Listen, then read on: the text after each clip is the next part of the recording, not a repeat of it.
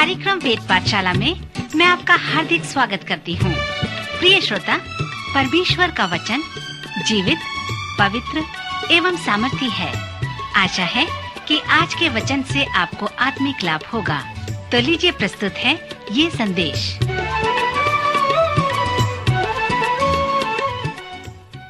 नमस्कार श्रोता मित्र, कहिए आप कैसे हैं?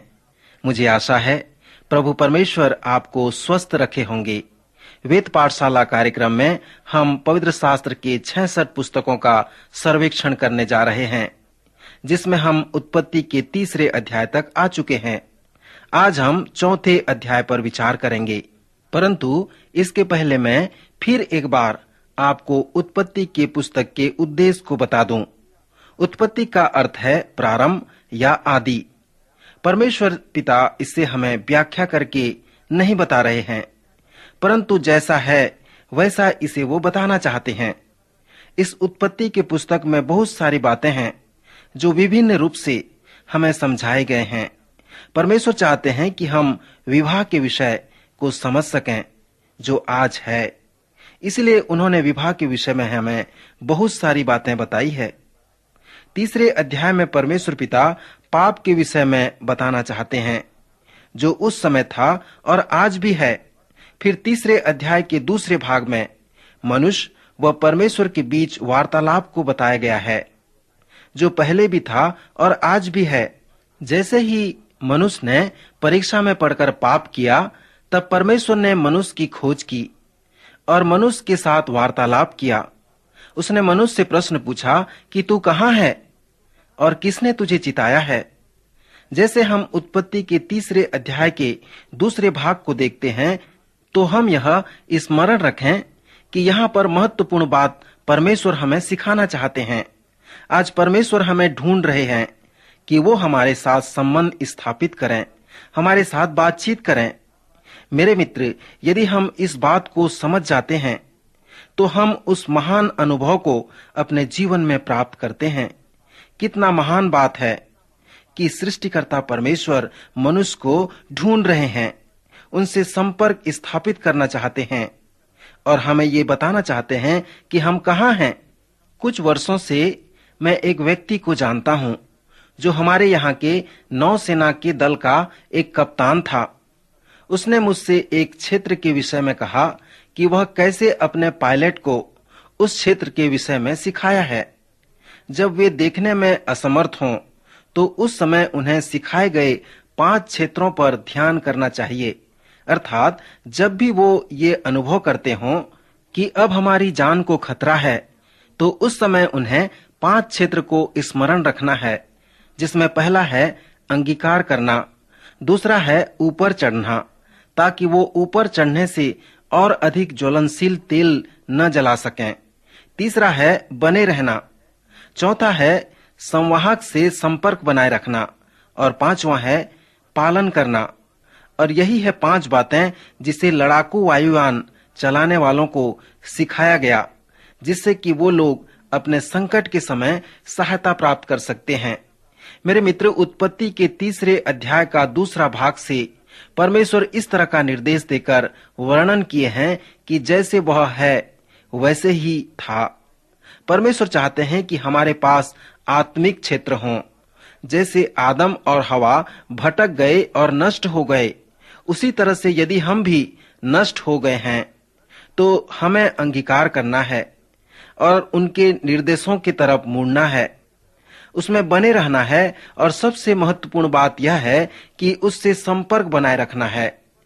और मित्र, यदि उत्पत्ति के 3 अध्याय का संदेश यही है, जब हमारा संपर्क उससे बना रहेगा, तो हमें चाहिए कि हम हर समय उसकी आज्ञाओं का पालन करें। प्रभु यीशु मसीह की माता ने कहा, जो कुछ वह तुमसे कहे वही करना। श्रोता, आत्मिक जीवन के नियम भी यही है कि जब परमेश्वर हमसे बातें करता है या आज्ञा देता है, तो हमें उस पर विश्वास करके उसका पालन करना है।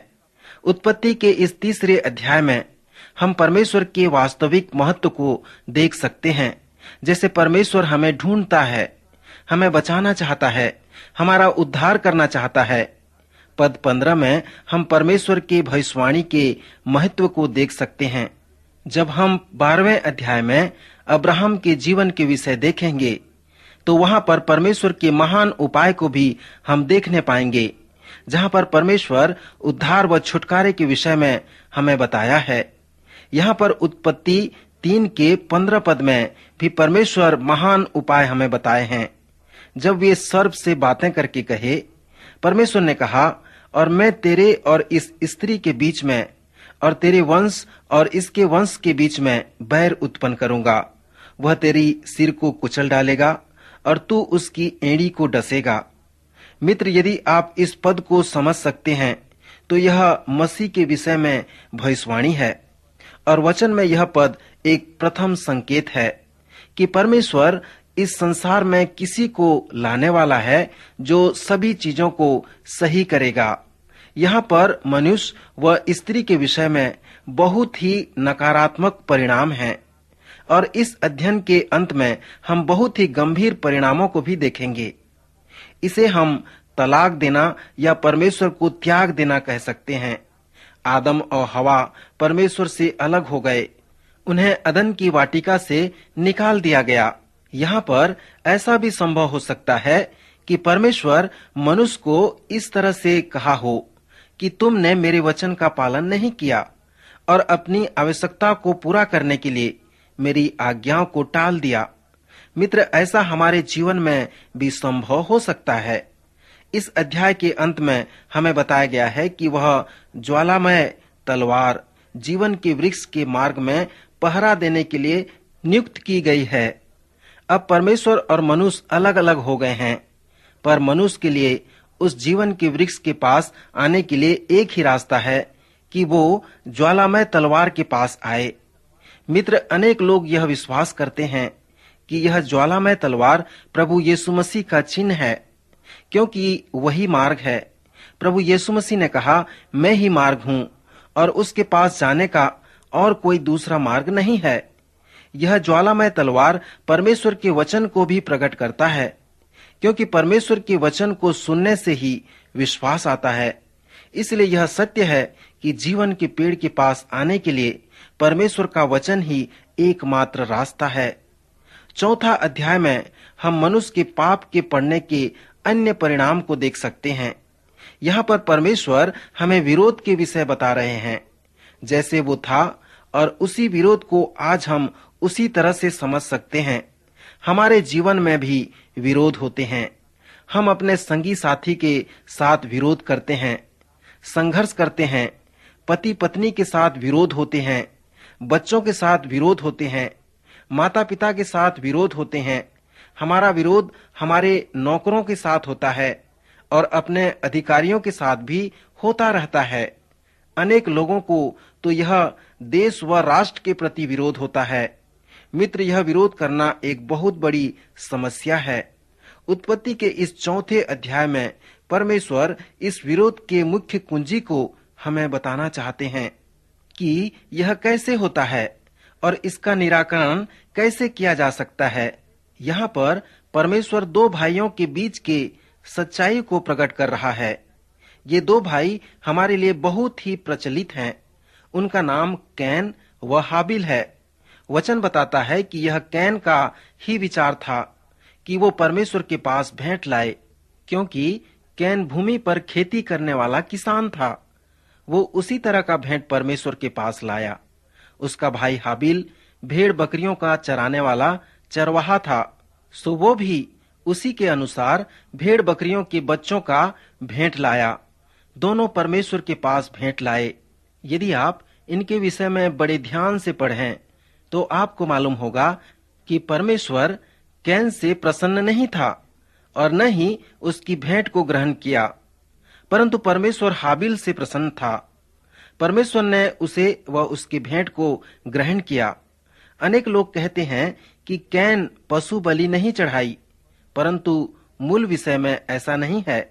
यहाँ पर उन्हें ऐसा कोई आदेश नहीं दिया गया था कि वे पशु बलि का ही भेंट चढ़ाएं। यदि हम कैन व हाबिल के जीवन कहानी को पढ़ते हैं तो सरलता के साथ समझ जाते हैं कि परमेश्वर उनसे क्या चाहते हैं। यदि पद 7 के ऊपर हम अपना ध्यान केंद्रित करें, जहां परमेश्वर ने कैन से कहा, यदि तू भला करे तो क्या तेरी भेंट ग्रहण न की जाएगी, और यदि तू भला न करे तो पाप द्वार पर छिपा रहता है और उसकी लालसा तेरी ओर होगी और तू उस पर प्रभुता करेगा। मित्र, इससे ये पता चलता है कि कैन का मन ठीक नहीं था। उसका आचरण, उसका स्वभाव परमेश्वर के नजर में ग्रहण योग्य नहीं था, इसलिए उसकी भेंट ग्रहण नहीं की गई। यहाँ पर उनकी भेंट महत्वपूर्ण बात नहीं थी, परंतु उनका जीवन और वे स्वयं महत्वपूर्ण थे। यदि हम इब्रानियों के पत्री को पढ़ते हैं तो वहां पर हाबिल और उसकी भेंट के विषय में वर्णन मिलता है। इब्रानी 11:4 पद में लिखा है, विश्वास ही से हाबिल ने कैन से उत्तम बलिदान परमेश्वर के लिए चढ़ाया और उसी के द्वारा उसके धर्मी होने की गवाही भी दी गई, क्योंकि परमेश्वर उसकी भेंटों के विषय में गवाही दी और उसी के द्वारा वह मरने पर भी अब तक बातें करता है। सो मित्र, यहाँ हम देखते हैं कि परमेश्वर के लिए उनका बलिदान महत्व नहीं रखता, परंतु उनका जीवन महत्व रखता है। हमें यहाँ नहीं बताया गया है क्यों परमेश्वर ने उसकी भेंट को ग्रहण नहीं की। जब कैन के भेंट को परमेश्वर ने ग्रहण नहीं किया तो वह अति क्रोधित हुआ और उसके मुंह पर उदासी छा गई। जब हम पद 8 को देखते हैं तो वहां हम पाते हैं कि कैन ने अपने भाई हाबिल की हत्या कर दी। वचन में लिखा है, तब कैन ने अपने भाई हाबिल से कुछ कहा, और जब वे मैदान में थे तब कैन ने अपने भाई हाबिल पर चढ़कर उसे घात किया। 9वें पद में परमेश्वर ने कैन से पूछा, तेरा भाई हाबिल कहाँ है? कैन ने कहा, मालूम नहीं, क्या मैं अपने भाई का रखवाला हूँ? मित्र, यहाँ पर हम मनुष्य के स्वभाव को देख सकते हैं। जब मनुष्य के जीवन में पाप आ गया तो उसमें जलन आ गई, ईर्ष्या आ गई, अर्थात शरीर के सभी कार्य आ गए और वो परमेश्वर से बलवा करने लगा।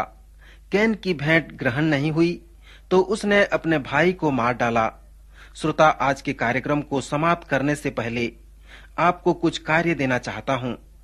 कृपया कैन और हाबिल के जीवन कहानी को अवश्य पढ़ें और देखें कि इसमें क्या कोई ऐसी बातें हैं जिससे वे लोग जो क्रोधित हैं, जो उदास हैं, उनके लिए लाभ हो सके। और जैसे आप इसे पढ़ते हैं तो आप अपने आप से प्रश्न पूछें कि यह कहानी क्या कहता है, इसका अर्थ क्या है और मेरे लिए विशेष करके इसका क्या अर्थ हो सकता है। यदि आप किसी प्रकार से क्रोधित हैं या उदास हैं तो इस 4थे अध्याय को देखें। प्रभु आज के वचन द्वारा आपको आशीष दे।